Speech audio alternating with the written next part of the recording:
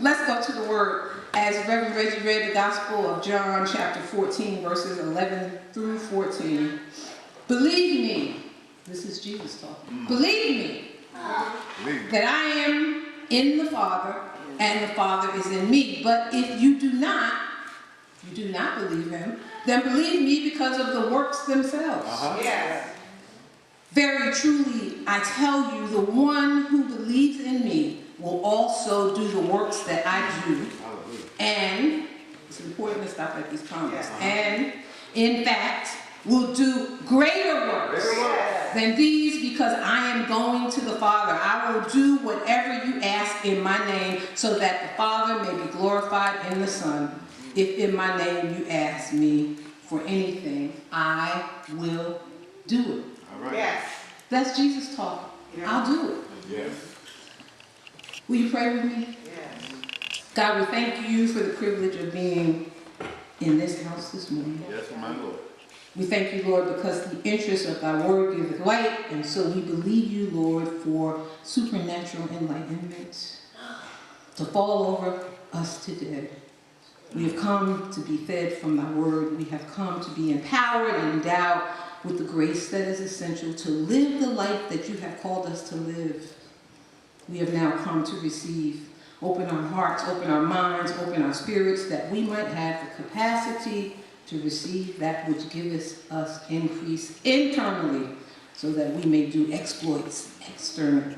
Yes. We believe you for it, Lord, and we thank you. Now, Lord, remember your humble servant. Speak to me, and then speak through me. Yes. To your sons and daughters waiting here. Oh God, let the words of my mouth and the meditations of my heart be acceptable in thy sight. You're my rock, you're my redeemer, you're my everything. This is my prayer through Jesus Christ, our Lord. Amen. Amen. Amen. Amen. Amen. So I'm honored to stand here again this morning and be able to share with you just for the next little while. Not going to be long. My subject, I tossed and turned with this subject. I thought about your theme and your scripture. Eyes have not seen and ears have not heard. So I titled this sermon, Game Changers. All right. Hyphen, you ain't seen nothing. Come on. Game Changers, you ain't seen nothing yet. Amen, amen, amen. Not long ago, I was privileged to preach a message entitled, Get in the Game. And so I told the hearers of that message that when you're in the game, the playbook and the practice takes on a whole new meaning. What do I mean by that? A whole new meaning versus those that are watching the game. Yeah. Amen. So then, you know, for those of us who are into the NFL and the NBA and whatever, we understand what that means. We understand what that means. And in contrast with those folks who sit in the grandstand, or even if they're sitting at home, but you know, the people with the expensive box seats and everything, those folks are spectators. They see real well. They are sitting in high places. Of course, when I say that, what do I envision? That line judge looking down on Serena Williams, sitting in wickedness in high places. But that's another sermon for another day. That just came to me. That's not in the notes. That just popped up in front of my head. That's an example. Well, let me go back.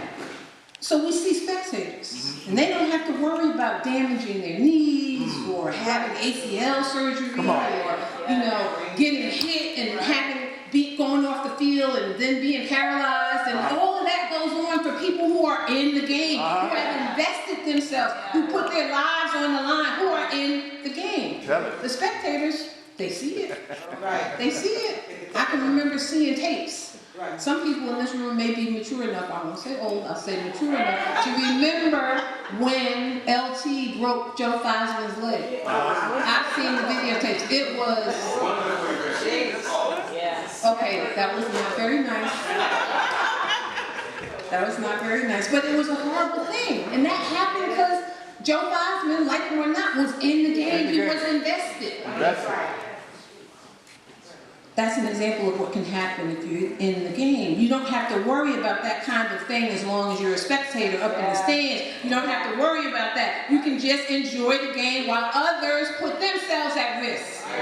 Amen. When you're in the game, when you're on the field, on the court, something dynamic, something life-altering happens to you. When you're in the game of ministry, in the church, doing what it is Jesus is talking about in our text this morning, doing works. Right.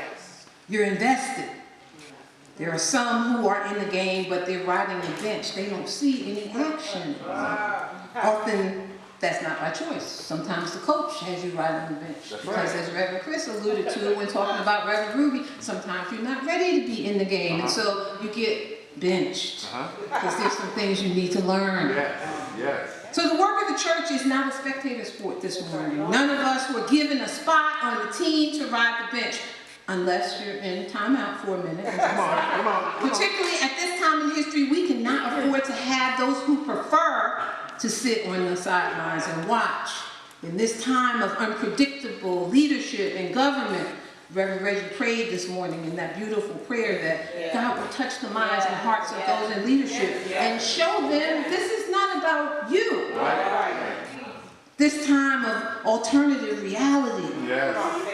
And alternative reality presidents, Dr. Frank Thomas talks about the idolatrous imagination and how the idolatrous imagination in America has allowed what we see on our TVs to be. It allowed a reality TV star to become the reality TV president, to have a reality TV administration, making reality TV policy. Let's just call it what it is.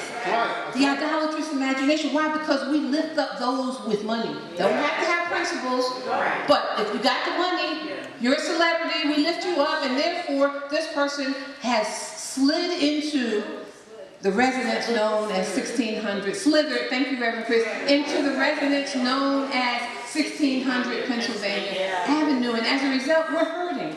We're hurting, and I'm not going to run down everything that's been going on in the news this morning because you're inundated. We're all inundated. Sometimes I have to take a news fast, beloved, and I hate to miss out because it's important as preachers of the gospel that we be, who was it, Bonhoeffer who said, the Bible in one hand, the newspaper in the other. We need to know what's going on, but sometimes we just have to back up, take a break, pray some prayers, and say, God, just change things, turn things around. We must combine the prophetic with the protest because we understand that faith without works is yes. We must understand what Dr. Martin Luther King said when he said that any religion and any pastor or preacher who confesses to be concerned about the souls of men and women but is not concerned about the slums that damn them, the economic conditions that strangle them, the social conditions that cripple them is a dry as dust religion and a dry as dust pastor or preacher. Hello, evangelicals on this morning. Beloved, we need to get out of the stands. Get up, get off the bench, get into the game. And this morning, with your prayers and indulgence, I want to go a little further and suggest not only that we get in the game, but that each of you are game changers. Just look at your neighbor and say, I'm a game changer. Look at the other one and say, you're a game changer. Amen, amen, amen. Those of us, again, who are into the NFL and the NBA, how many times have we seen a single player, one player turn a game around at the last minute from losing to a win? And sometimes it happens in a matter of seconds. I won't take the time to catalog the many times where a game was turned around in at least in the last 4 seconds of the game, and every person on the team has a chance to be that game changer. Everybody in here this morning has the opportunity to be a game changer. And what is true in the game on the field is also true in the game of life. That every single life makes a difference. Just look at somebody and say, my life too. My life makes a difference too. Every single person can have a lasting impact on something or someone. It's not a question of if, rather, it's a question of how and in what way. This is how God has constructed us so that every single life can make a difference. You wouldn't be who you are. You just heard some of my story. Reverend Chris told it when she introduced me. I wouldn't be who I am standing here this morning about to embark on the ministry that God called me to do, and people were too blind to see that. But for game changers like Reverend Chris, game changers like Reverend Reggie, game changers like Reverend Ruth, game changers that God puts in your life to turn the game around. Oh, when the clock is running down and it looks like you're going to lose, the game changers come in and everything takes a different direction. Hallelujah. Hallelujah. Thank God. We are made in the image of God, which means that we are designed to make a life-changing, world-shaking, eternally altering difference in the life of someone else. Come on, That's what God put us here. That's right. We're not here to just live in our own little vacuum, in our own little silo. Right. And some people have that attitude. As long as I got mine, I am good. I got my car, I got my house, I got my good job. Right. I got my 401k, my pension is set. I do my vacations every year. I'm good. But what about the next person? Thank God for those blessings that you have. God put everything that's here on earth for us to enjoy it. He did not mean for us to live in lack or in poverty. But we need to be able to reach out and be game changers and make changes and differences in the lives of other people. This is what God is talking about when he's talking about greater works. We'll get to that in a little while. And I wonder this morning, do I have just a few folk in this room who can already lay claim on the truth of that statement? All right. That you are where you are because of the game changers in your life. yeah. Somebody made a difference. Elementary school teacher that encouraged you or said something with you that planted a seed in your heart and in your soul, and then you carried it and you believed in yourself. You believed in yourself. Somebody made a difference. There was a game changer somewhere in your life. The truth this morning in our text that I read came from John 14, chapter 14, as you know. And we, particularly those of us in the black church, we're accustomed to going to John chapter 14 and reading the first 6 verses. That's our funeral scripture, right? Let not your heart be troubled. I'm not going to tell you. But we sometimes leave 1 through 6. We got that memorized. Wake us up. Those of us who, and I've been doing ministry long enough funerals, because that's what interns do. Wake us up out of the deep sleep, and we got verses 1 through 6. But when we go down a little bit further, verses 11 through 14, and that's the truth we want to discuss for a little bit this morning. So let's just do a little pictorial background. All right. It was the night before Jesus was arrested, right?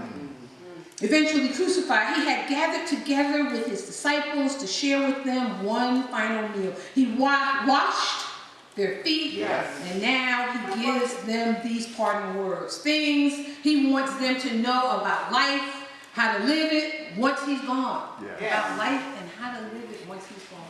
Think about that. Let's put ourselves in the places of the disciples for one moment. You've been walking with this man. Some of them had their issues, we know, temper, just whatever. Peter and people, Thomas, doubting, just because they were human beings, right? And we're human beings. But because people have issues does not mean they are not sincere Christ followers. That's the point I'm trying to make here, right? And so even with their issues, they've been walking with Jesus and seeing him do his work, right? Seeing him perform miracles, right?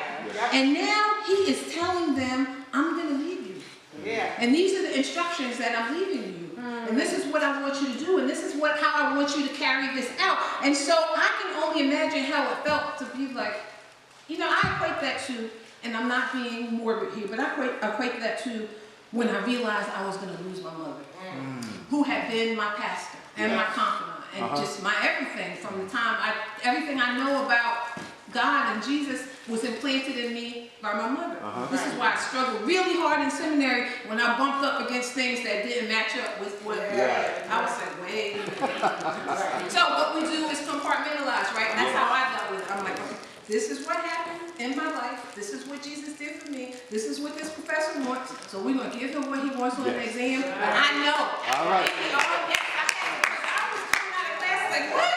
But yeah, it worked out. It worked out. It's worked out. There are some of us in the room who knows it works out. It's okay. It's okay. And so this critical conversation, Jesus says, verily, verily, that's another way of saying truly, truly.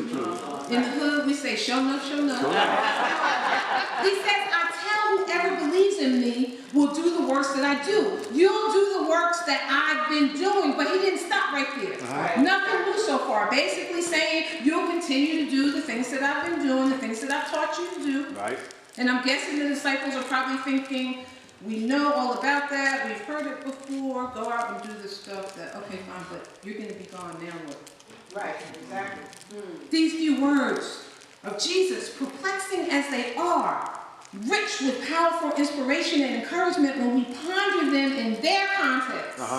Yeah. Not only powerful for our lives as individuals, but powerful for this church right here. Yeah. Powerful for Safe Haven, greater works. Greater Not only the works that I've done Safe Haven, but guess what? You're going to do greater works. Greater works. And this is Hallelujah. why I allowed things to turn around in the life of this church the way that they did, because I knew you needed to expand. I knew you needed more capacity. Yes. I knew, even though you praise me and worship me and lift up my name and pray sincere prayers and sermons are preached here that are soul stirring and sincere, this space was not enough. I needed to broaden your horizons. I needed to give you more space, because not only are you going to continue to do the work that you've been doing, but greater work. Greater work. Somebody say greater work. Greater work. So as I said yesterday when I saw St. Mark's gift this beautiful edifice to Safe Haven, what an amazing ministry model. Amazing. Amazing. Just amazing.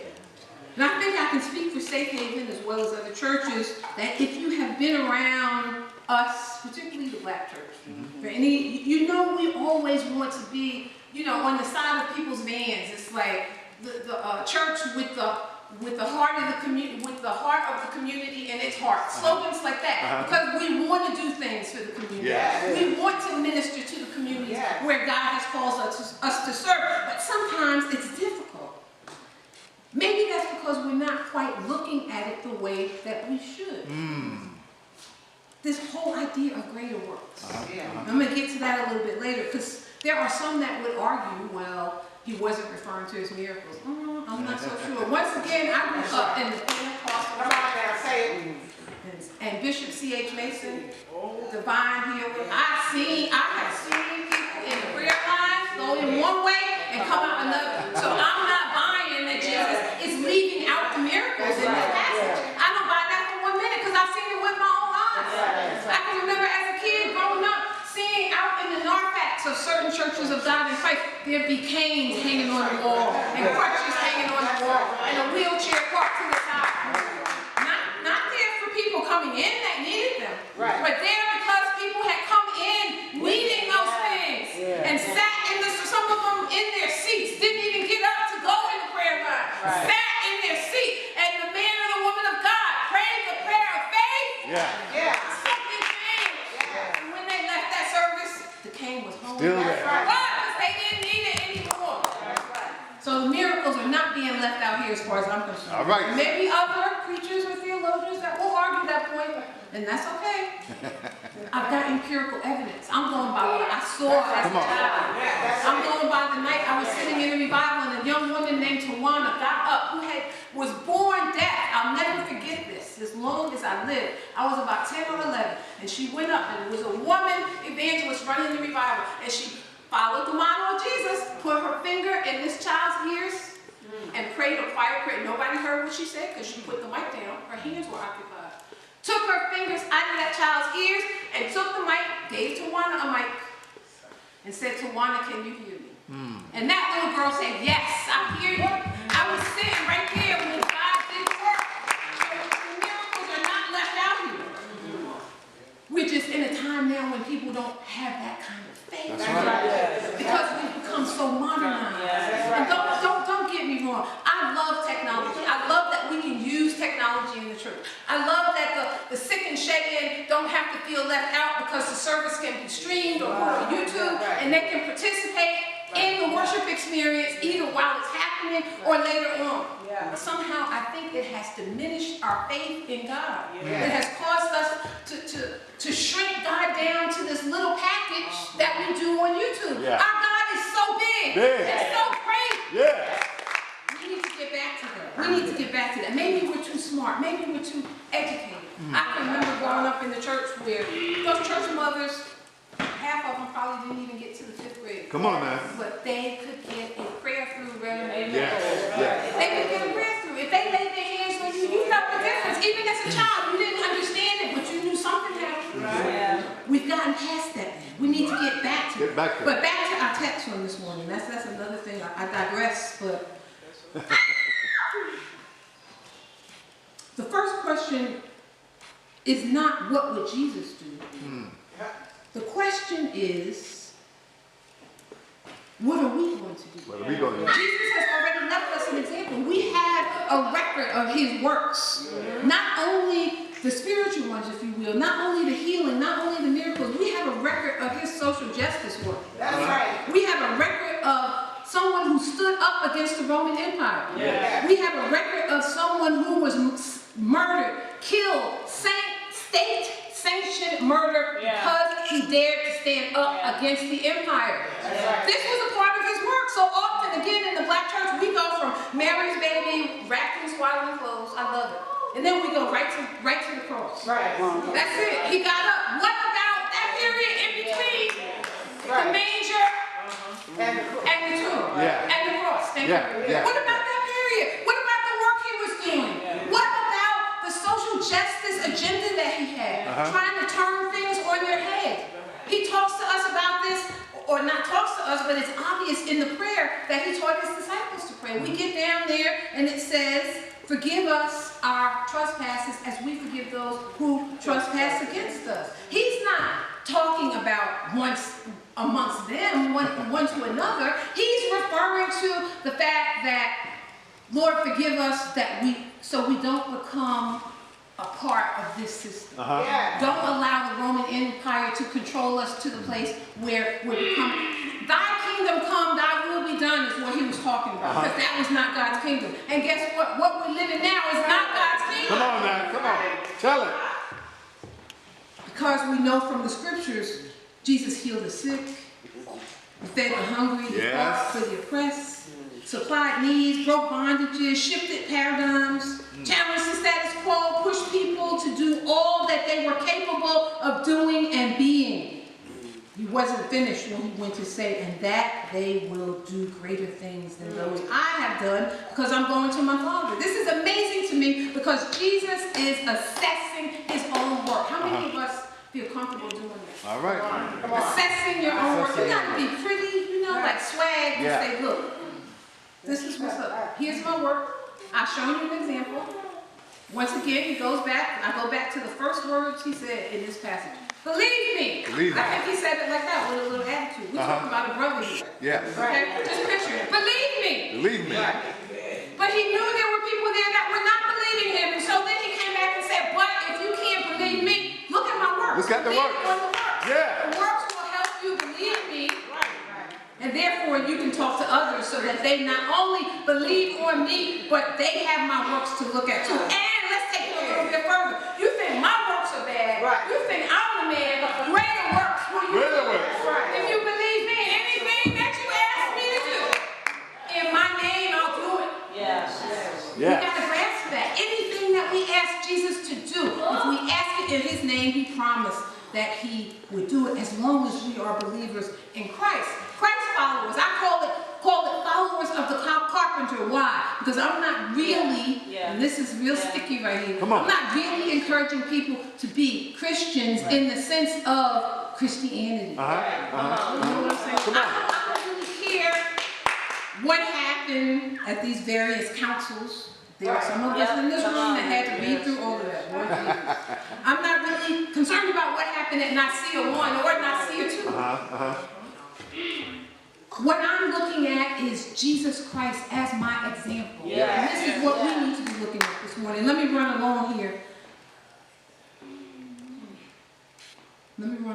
So, first, Just 3 points and I'll be out of your way. To do greater things, that starts with moving immediately. Tell somebody, I've got to move, I've got to move. I've got to move. That means move when you are. Jesus was a game changer because he started where he was.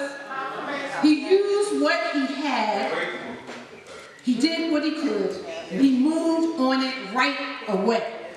I can add more to that, but we're going to keep on running. Secondly, it starts with making people a priority. This is what this ministry is all about. Safe Haven is about people being a priority. Reverend Gary talked about that yesterday. I loved it. When he took off his jacket, and he said, you know what, I'm Reverend Gary now, but there was a time when I wasn't Reverend Gary. And I came to Safe Haven, and they ministered to me, and look at me now.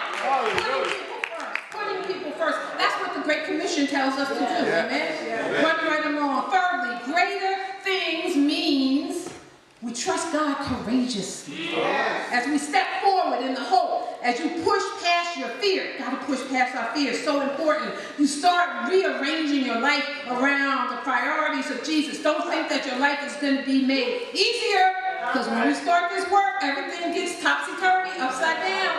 Something tells me, had I decided to major in economics the way I was going to and ended up on Wall Street, probably would not have the problems I had going through the ordination committee, but God put a call on my life. Amen. Amen.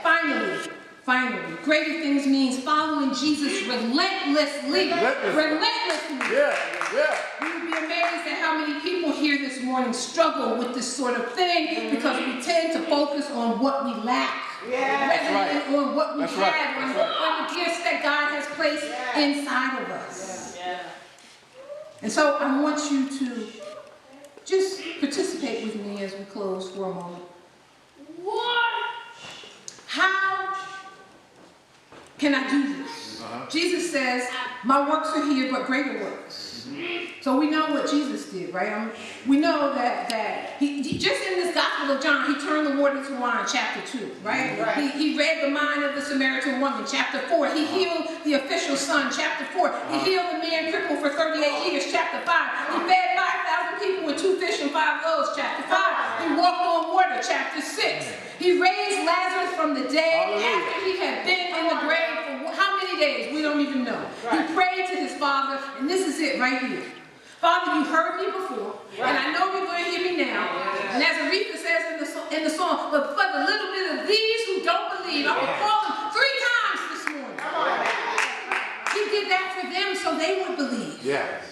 The hymnologist Charles Wesley penned that great declaration, a charge to keep our heart, a God to glorify, never dying soul to save, and finish from the sky. And this is my favorite verse, to serve this present age, my calling to fulfill, assured of my trust betrayed. Come on. Made all my powers engaged to do my master's will. So, I'm going to say some things and I want you to say, I can do that. Okay. Jesus never wrote a book. I can do that. Jesus never built a program. I can do that. Jesus never created a corporation. I can do that. Jesus never traveled more than 50 miles from the place where he was born. He never started a nonprofit. He was never on television. He never started an NGO. He never posted anything on Twitter. He never had a Facebook account. The only title he ever had was nailed on the cross on a little sign above his head. We don't want you to do that. But the legacy he left, the reason we know his name, the reason that there's a church is because Jesus changed people's lives. I don't know about you on this morning, he changed my life. Does anybody in here say Jesus changed my life? I was sinking deep in sin, far from a peaceful shore, very deeply stained within, sinking to rise no more. But the master of the sea, he heard my despairing cry, and from the waters, he lifted me.